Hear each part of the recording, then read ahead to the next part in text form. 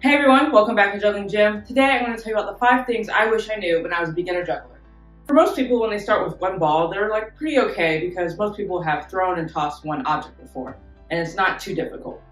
But then once they get to 2 balls, things start to become harder and less intuitive. There are lots of common mistakes that people make at this stage, and if you want to figure out how to correct those mistakes, you can just check out my video here. Sadly, this is where a lot of people start to give up with juggling, and they'll try it for maybe 2 minutes or so, and oh, that's hard, I can't do it. And for me, I've done similar things, although I don't really remember learning how to juggle 3 balls as much. I really remember this when I was going from 3 balls to 4 balls.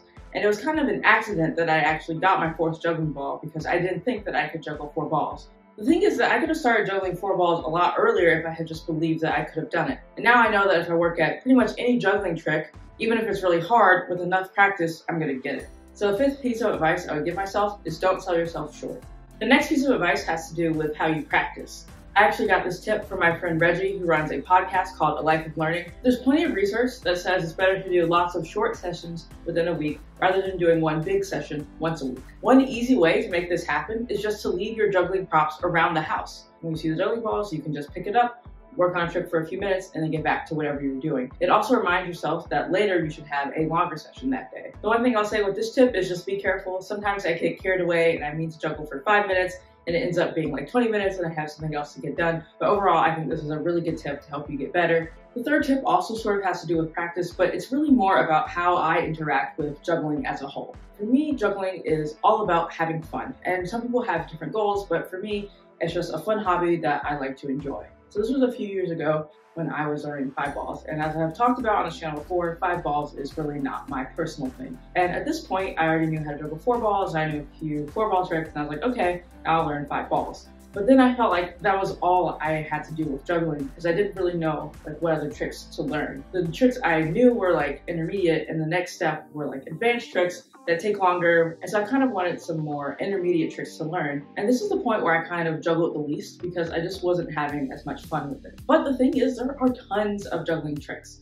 You can just go to the library of juggling, pick a random trick that you've never learned before, and then you can start working on that. There are so many different styles of juggling, you don't have to feel locked in to any one particular style. In addition to the library of juggling, you can also work on a new prop. If you normally juggle balls, you can start working on clubs. So if I were to go back in time, I would still work on 5 balls, but I would also be a little bit more creative and think outside the box on what tricks I could work on. In short, I'll call this piece of advice, make sure to keep juggling fun. There are still gonna be times when you feel frustrated that you can't learn something, but overall, I think that juggling should just be a fun hobby and something that you genuinely enjoy. The second piece of advice I would give myself if I could go back in time would be to record myself as I'm learning new tricks. So as I mentioned before, I don't know the first day that I learned how to juggle because I wasn't recording myself. And I think it would be really cool if I had some of that early footage of me in my first days of learning how to juggle, but I just don't have that and there's no way for me to get it back.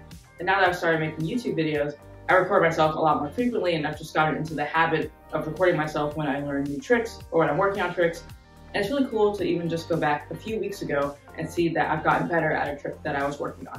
And the most important piece of advice is to connect with other jugglers. I thought that juggling was just an individual hobby, but now I see that juggling is a really social activity. There are a few different ways that you can interact with other jugglers. My favorite is going to juggling clubs. They usually meet once a week. If you live in a big city, there probably is a juggling club there. If you're near a college or something, lots of colleges have juggling clubs.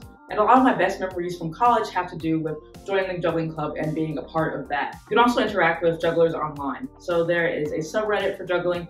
And even if you're new to juggling, you can definitely post stuff. I see beginners posting stuff all the time, asking for tips and encouragement and ideas for what tricks to learn next. And those posts actually get tons of upvotes because people are really excited that other people are learning how to juggle. That's something that also goes with juggling clubs or anything juggling related. You don't have to know any juggling to go to a juggling club. You don't have to be super good to post on Reddit. People are just happy that you're learning how to juggle. And for juggling clubs, usually they'll have extra props for you to use, like extra juggling balls or juggling clubs. Of course, that might be slightly different during the pandemic, but in general, people are very friendly about sharing their equipment with new people. So if you're going to a juggling club, just message them beforehand. There are also several Facebook groups. I think the main one is Juggling Home, so you can join that in addition to joining Reddit. You can also comment on my YouTube videos. I love interacting with y'all. And the most fun way to interact with other jugglers is to go to juggling festivals.